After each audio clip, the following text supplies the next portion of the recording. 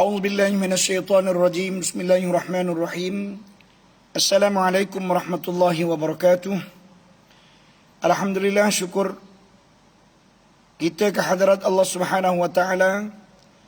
Pada pagi yang mulia ini kita masih lagi diberi kelapangan dan kesempatan oleh Allah taala dapat sama-sama kita menyambung kembali tazkirah untuk hari ini. Harapan kita tazkirah yang kita sampaikan ini dapat disampaikan dengan sebaik mungkin dan kepada yang mendengar dapat mendengar dengan sebaik-baiknya, mudah-mudahan. Yang menyampaikan tazkirah dan yang mendengar tazkirah ini dua-dua memperolehi manfaat. Sidang penonton yang dihormati sekalian, sambungan kepada tazkirah yang lepas, tajuk yang berkaitan dengan najis, iaitu pada hari ini cara untuk menghilangkan najis. Untuk makluman dan semua, najis terbahagi kepada tiga. Yang pertama, najis mughallazah, najis yang berat, iaitu najis anjing dan babi. Wa ma tawallada, dan apa yang dilahirkan daripada kedua-duanya. Yang kedua najis mukhaffafah, najis yang paling ringan. Najis yang paling ringan ni adalah najis kencing kanak-kanak lelaki yang belum sampai usianya 2 tahun, yang tidak makan apa-apa kecuali susu ibunya sahaja. Ingat, kanak-kanak lelaki yang belum melebihi usia 2 tahun. Yang kedua, tidak makan apa-apa kecuali susu maknya sahaja. Jadi kalau kanak-kanak lelaki sekarang, dia bukan hanya susu mak dia saja yang dia minum, bahkan susu di kedai pun dia minum, ataupun lain-lain makanan pun mak dia memberi makan kepada dia. Kalau begitu, walaupun usia dia belum lagi genap 2 tahun, maka kencing dia tidak menjadi mukhaffafah lagi. Dia akan bertukar menjadi najis mutawassitah. Dan yang ketiganya, najis mutawassitah. Najis mutawassitah ni adalah najis yang selain daripada najis mughallazah dan selain daripada najis mukhaffafah. Maknanya selain daripada anjing dan babi dan selain daripada kencing kanak-kanak lelaki yang belum sampai usianya 2 tahun. Semuanya dinamakan dengan najis mukhaffafah. Oleh itu, najis mukhaffafah ini adalah terlalu banyak dalam senarai najis-najis. Okey. Dia kata najis mughallazah, makna najis yang paling berat, iaitu barang yang terkena disebabkan anjing ataupun babi ataupun yang terjadi daripada keduanya. Makna sesuatu yang terkena, sama ada terkena sentuhan ataupun jilatan binatang ini, ataupun kena gigitan dia. Maka semuanya itu akan menjadikan barang yang terkena itu najis mughallazah. Baik. Jadi cara untuk membasuh ataupun cara untuk menyucikan najis yang terkena mughallazah ini, dia kata hendaklah dibasuhkan dengan 7 basuhan. Cara untuk menyuci ataupun membersih najis mughallazah ini adalah dengan 7 basuhan air. Salah satu daripadanya air yang bercampur dengan tanah, ataupun kita panggil air tanah. Salah satu daripada 7 itu dengan menggunakan air tanah. Ini berdasarkan sabda Nabi SAW.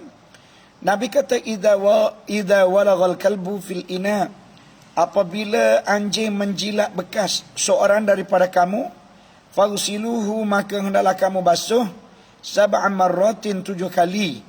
Awwaluhunna biturab, salah satu daripada 7 kali itu adalah dengan menggunakan air tanah ataupun menggunakan tanah. Riwayat yang lain dia tak sebut awwaluhunna, dia sebut ihdahunna bil batha. Jadi ada selain daripada riwayat ini, ada riwayat yang lain dengan menggunakan perkataan yang berbeza, tapi pengertian yang sama. Ihdahunna bil batha, salah satu daripada 7 itu dengan menggunakan tanah.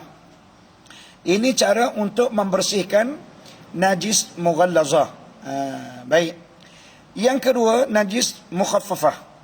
Najis yang paling ringan, iaitu barang yang terkena najis disebabkan kencing kanak-kanak lelaki yang belum makan apa-apa kecuali susu maknya sahaja dan umurnya belum lagi melebihi 2 tahun. Maka pada menghilangkan ataupun pada menyucikan najis tersebut, kata dia hendaklah dipercikkan air ke atasnya. Mudah saja. Nak membersihkan najis mughallazah mukhaffafah ini dengan cara ambil air kemudian dirinjiskan ke atas najis itu, kemudian lap. Lepas daripada kita rinjis, kita lap, kemudian kita perah.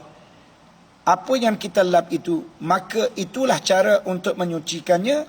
Maka apabila dilakukan perbuatan demikian, maka menjadi sucilah mana-mana tempat yang terkena najis mukhaffafah ini. Ini berdasarkan sabda Nabi sallallahu alaihi wasallam, yusalu min baulil jariyah. Nabi kata, hendaklah kamu membasuh jika terdapat kencing kanak-kanak perempuan, wa yurassu min baulil ghulam. Tetapi jika tempat itu terkena kencing kanak-kanak lelaki, hendaklah kamu rinjis. Ini cara untuk membasuh. Diajar oleh baginda, kanak-kanak perempuan, tak kira sama ada dia kanak-kanak, tak kira umur dia belum sampai 2 tahun ataupun lebih, cara membasuhnya adalah seperti mana membasuh najis kencing orang tua juga, iaitu dengan dialirkan air. Apabila sebut kata membasuh, mesti air itu mengalir. Kemudian bagi kanak-kanak lelaki yang bawah daripada umur 2 tahun yang tidak makan apa-apa ini, Nabi mengajarkan kita yurassu, hendaklah dirinjis min baulil ghulam, disebabkan kencing kanak-kanak lelaki. Baik, untuk makluman tuan-tuan dan puan-puan sidang dan penonton di luar sana, inilah Islam memberi ajaran kepada kita cara-cara untuk kita membasuh najis-najis yang saya sebut tadi, supaya menjadi kesenangan, memberi kesenangan, memudahkan kita untuk kita beribadah kepada Allah Ta'ala, dan sudah tentu ianya tidak mendatangkan kepayahan dan kesukaran. Baik, yang terakhirnya najis mutawassitah. Najis yang paling banyak sekali adalah najis mutawassitah. Apa maksud mutawassitah? Maksud najis mutawassitah ni adalah najis yang pertengahan, mana tidak berat dan tidak ringan, di tengah-tengah. Dia kata, apa dia najis mutawassitah ini? Iaitu barang yang terkena najis yang lain daripada kedua-duanya. Maksudnya, selain daripada najis mughallazah dan selain daripada najis mukhaffafah, semuanya dikatakan najis mutawassitah. Makna selain daripada anjing dan babi, selain daripada kencing kanak-kanak lelaki, semuanya itu dinamakan dengan najis mutawassitah, najis yang pertengahan. Baik, bagaimana cara untuk menyucikannya ataupun membersihkan dia? Baik, cara dia ialah hendaklah melalukan air 1 kali ke atasnya. Mengalir ataupun melalu. Jadi apabila sebutkan melalu ataupun mengalirkan air, mesti air itu kena mengalir. Jadi kalau kita tak mengalir, contoh kita rincis sikit-sikit, maka dia panggil rincis. Tidak dinamakan dengan alir. Bila alir, air ni kena banyak sikit. Dilalukan air ke atas najis. Ini kata dia, jika tidak terdapat zat najis. Anda kata zat najis itu ada, maka hendaklah dihilangkan dulu zat najis tersebut, barulah dilalukan air ke atasnya. Terlalu mudah. Ini juga berdasarkan sabda Nabi SAW. Nabi kata, subbu alaihi dhanuban min ma'in. Ketika mana Arab Badui datang memasuki masjid Nabi, kemudian yang kencing di dalam masjid. Jadi Nabi pun minta para sahabat yang melihat perkara tersebut, Nabi kata, subbu alaihi, hendaklah kamu tuangkan air ke atas kencing tadi, dhanuban min ma'in, setimba daripada air. Mana lalukan setimba air ke atas kencing yang dilakukan oleh Arab Badui tadi. Baik. Kata dia, jika terdapat bau ataupun warna, kadang-kadang najis ni bau dia masih ada lagi, kadang-kadang warna dia masih ada lagi. Bagaimana pula? Setelah mana kita alirkan air, tiba-tiba didapati bau masih berbau. ataupun warna masih lagi mengekalkan warnanya. Bagaimana? Maka disebut oleh para alim ulama, maka dimaafkan berkekalannya warna ataupun berkekalan bau yang sukar untuk dihilangkan. Kadang-kadang warna kena berok budak, tuan-tuan sekalian, kena kuning dia tu payah nak hilang. Tak apa, dimaafkan. Sama juga dengan bau. Siapa dia suruh hidung? Orang tak suruh hidung, orang suruh basuh. Kadang-kadang ada juga di antara manusia yang suka hidung. Kerja dia hidung belaka. Tak kira benda busuk, tak busuk pun hidung. Jadi kata dia, walaupun mengekalkan bau, dimaafkan. Kerana apa? Kadang-kalanya najis ini sukar untuk menghilangkan bau. Kadang-kala ada najis yang terlalu mudah menghilangkan bau. Yang paling penting basuh. Sebab berdasarkan firman Allah, وَمَا جَعَلَ عَلَيْكُمْ فِي الدِّينِ مِنْ حَرَجٍ, Allah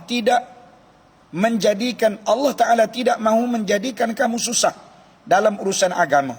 Jadi apa urusan agama? Urusan membersihkan najis tadi ataupun menghilangkan najis tadi, itu adalah urusan agama. Agama mengajar kita najis ni hendaklah dibersihkan.